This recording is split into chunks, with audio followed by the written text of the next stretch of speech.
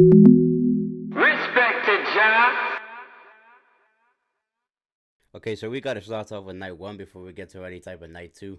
You know what I mean? Let's start with that Gunther CM Punk night. Now, one of these matches, depending on how a certain superstar will perform, whether they lose or win, this really like determines their actual career outside of kayfabe. You know, behind the scenes, Unreal, Netflix. That person obviously being Karrion Kross, but I do feel like he can perform well.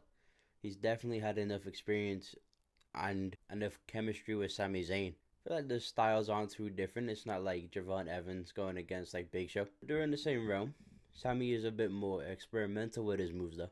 And I think with that chemistry came a great storyline.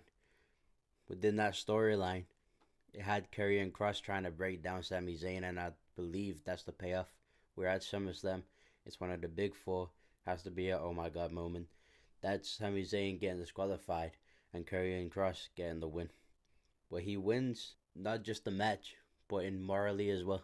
Like I told you, it was a lie. That's what Curry and Cross is on. The Sami turn won't be like too long. Like it won't last until next year probably. It will just be like a nice little phase.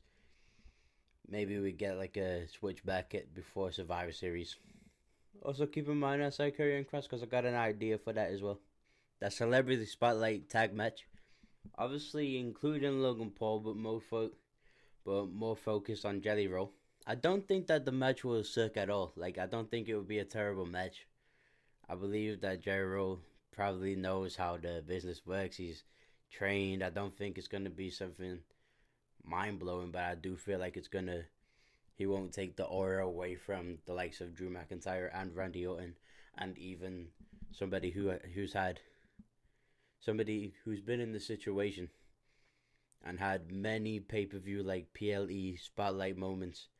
Even last year SummerSlam, just doing that move he did off the top rope, the to LA Knight through the whatever that was cool. The one where he nearly broke his knees. I don't think that this match will have an unbelievable payoff, but I do believe that he'll go somewhere with it. Not necessarily Jelly Roll becomes 18-time WWE World Heavyweight Champion, but or undisputed champion. But more like we get to see Jelly Roll every now and then in matches. Not too often though, because he can't quit music and then just get released. I believe that when we go from here to Survivor Series, we're gonna be missing in action a lot of people, being Randy Orton, Jelly Roll, and Drew McIntyre, all left off the card. And I believe Logan Paul will be put into that War Games match because he never got to be on one yet. Logan Paul usually gets to be in all type of situations. Royal Rumbles, Elimination Chambers, why not War Games? But my choice to win that match, the person who I believe will win, as a prediction, not as a favorite. Not like I would hate this as well. I'd understand. Randy Roll. Randy Roll is gonna win this. Now another tag match that also sees the night one is Usfam versus Bron Bron. Really just put here to put Roman Reigns on the card. And I believe we can see the direction that we're going in because I don't believe they're going to have Roman Reigns lose there. If they had like a singles match where it was Braun Breaker and Roman Reigns, then there could have been a possibility. But having this tag match, 2 nights, possibilities even further than just this one match here. There's 3 matches that this match impacts. Just like even a little slight bit. Obviously, this Raw, we did get to see Braun Breaker spear Jey Uso and Roman Reigns saying like, I got the best one. But then Bronson Reed stole Roman Reigns' shoes. Apparently he also kissed and sniffed them.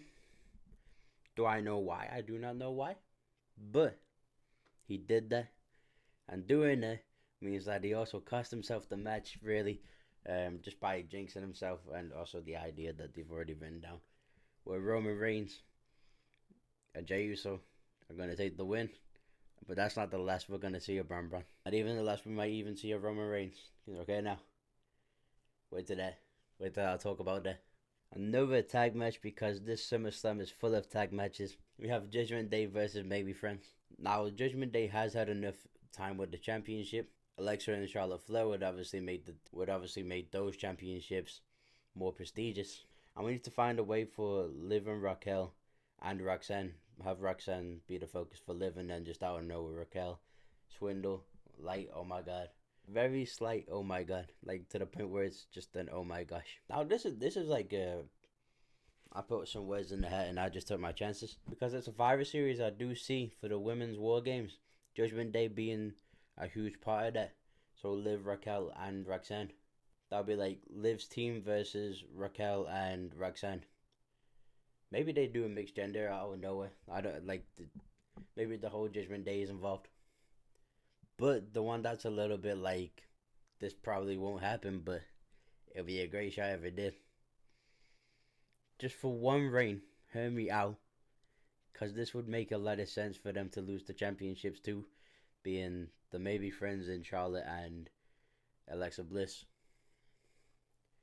The tag team that I think that would take the championships, one that I low-key just made because of the feud that they're having now is like so, subpar to everything else. Yes, they have great in-ring chemistry, they just don't have good chemistry. That's until we find out the people that Charlotte and Alexa will lose them championships to is Zelina and Julia. That's one of the tag teams that would actually go crazy. Doesn't even need for Zelina to take the US title off of Julia. Doesn't need Julia to lose that at all. Just putting them together for one reign, probably like a cool 2 months, and then Judgment Day win again. If Judgment Day happen to lose the championships, it has to be a good 2 years, like 2027, until we can actually see them with it again, because I don't want to see that. Or at least give it till next year, SummerSlam. Rather be in Night 1's main event. Definitely rather be in Night 1's main event, but CM Punk being on the card, Gunther being on the card, cool. Fair enough. The one that was robbed was Tiffany Stratton versus Jade Cargill for the Women's Championship. Now there's no type of... Actually, the whole reason that it was robbed in Night 1's main event is because the storyline isn't interesting at all. So they will have to make this interesting. They will do well in ring. Their styles is very similar. Jade obviously being more of a powerhouse. Tiffany classed as a high flyer. Barely. With the type of feud that they have, it's not worth Jade actually winning this match. However, they could have a good amount of impact if they involve from under the ring, pull out the ref, camera changes angles, angry Bianca Belair, whether they squabble or they don't squabble. Que sera. From that match at SummerSlam that they will have over to Survivor Series. Might be tripping a little bit here, but Bianca Belair, Naomi, and others being one side of Judgment Day versus Jade Cargill and others joining Liv. Somehow that's going to get mixed in. I'll do one of these again after the fact of SummerSlam actually happens. And then we'll have Tiffany Stratton as champion versus Chelsea Green. Win or lose for Chelsea Green, I just think that match will happen. For that main event of SummerSlam, Gunther, you've had enough time with that championship. I believe that you're going to lose it either way. I said, regardless of the Jey Uso reign, which only lasted from April till June, regardless of that, Gunther has had enough time with that championship from 2024. And we need some way of getting CM Punk versus Cody Rhodes. I put 2 and 2 together and I was like, damn, we should have had that at this WrestleMania. Night 2's main event. Obviously needed before 2028 because I do believe CM Punk is probably not going to be in ring from like over 2030. What I think will happen from this match will have... Remember when I said Karrion Kross? So one of those matches that I predicted with Gunther, I had him facing Finn Balor for the number 1 contenders. Like, kind of situation. Probably not classed as that, but is that in the storyline kind of thing. CM Punk versus Karrion Kross would actually bang for the World Heavyweight Championship. And if we have CM Punk win, why not save Seth Rollins for a different match? Or, depends what you're doing because he might actually be injured. And I prayed offline that he wasn't actually injured or he gets healed in good health. Offline praying, I'm just telling you about it now so you don't think like, oh, that window was open. I was speaking to God. It's not a lie. That's my favorite wrestler, bro. I had to. Like, on God, that's the truth. If CM Punk wins, save that Seth Rollins situation for another event, we'll say. Whether that's the day after or another PLE further on. And have CM Punk point to that damn entrance in whatever stadium they're in. And have that one song that we've not heard from 2015. I'm saying, man, it does not have to be like an in-ring return, like she comes down to attack anybody. But CM Punk style type of return at Survivor's 2023, at Survivor Series 2023, end of the whole event.